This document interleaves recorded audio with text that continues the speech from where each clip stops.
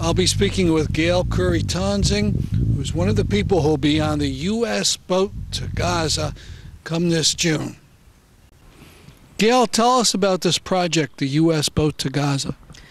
Well, the U.S. boat to Gaza is part of an international flotilla that's going to involve around 22 countries and maybe more than 15 boats. The organizing group is hoping to get about 1,000 people or more to go on this flotilla to break the siege of Gaza. Now, there was a flotilla last year that was treated very unfortunately. Yes, there was. It was a smaller flotilla. There was a large boat from Turkey called the Mavi Marmara, and the Israeli military force came onto the boat and basically executed 9 people, including an American. Now, I want to find out about yourself, because the Israeli government is saying this flotilla is an effort by Islamic terrorists. Tell us about Gale Khoury Toensing. Well, I'm not an Islamic terrorist. My grandfather was a Christian priest from Jerusalem. I'm a Christian. And the people that I know who are on the flotilla, on the American boat to Gaza, none of them are Islamic terrorists. I'm not even sure if any of them are Islamic, actually. And in fact, last year, as far as I know, people went to enormous trouble to make sure there wasn't any kind of weapon and that all the cargo was inspected, and still they were met with violence. Right. Well, this year the U.S. boat to Gaza is not carrying any humanitarian aid. The only thing that we'll be taking will be hopefully thousands of letters to the people of Gaza expressing solidarity from Americans, ordinary Americans, and hope. Basically, the message of this this flotilla, this trip to Gaza, is one to bring hope to the Gazan people. 1 million and 1.5 million people in Gaza live under the most oppressive kind of occupation, and they have a horrible life. It's a message of human rights and hope for the future. Now, tell me more about yourself. You mentioned your grandfather, but where do you live, your profession, and so on, your interests in this? Mm-hmm. My family, my background is Palestinian and Lebanese. I was born in Canada. I live in Connecticut. I'm a journalist. I work for an Indian Native American publication.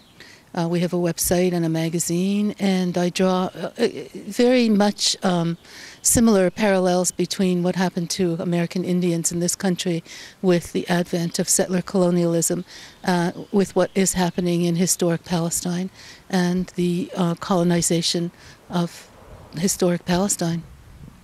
And for how long have you been active on this issue? For about 10 years. What got 10 years would be 2001. Right, exactly so. Well, even though my background is Arab, like most North Americans, I didn't know very much about the situation in Israel and Palestine until I was doing a Master of Fine Arts degree in poetry. And I chose as my final project, you had to give a lecture and write a paper. And so I chose to study Palestinian poetry for the last 6 months of my degree, my graduate work. And that's what really opened my eyes to the whole historic, what happened historically in Palestine. They say that art is the history of everything, and it certainly was revealing to me. And so after finishing my degree, I had always wanted to go to the Middle East. My sister had gone to Lebanon years ago, and after I finished my degree, I promised myself I would make that trip. And then a friend of mine, or at least a woman who became a friend of mine, was giving a talk in 2000, maybe 2000, early 2001. She had just come back from Palestine, and she talked about the occupation and what was happening after the outbreak of the Second Intifada. And I was determined to go. And so I made my first trip there in the summer of 2001 with the Christian Peacemaker teams. And it was an eye-opener. It was an eye-opener. I came under fire. It was incredible. And then I returned again the next spring, just in time for the Israeli re-invasion of the West Bank. So that was a total war zone. And You were in Nablus and they were blowing up buildings? actually, I was in Bethlehem when they were blowing up buildings, and then went to Ramallah and went to Jenin. And it was horrific, unimaginable for ordinary Americans.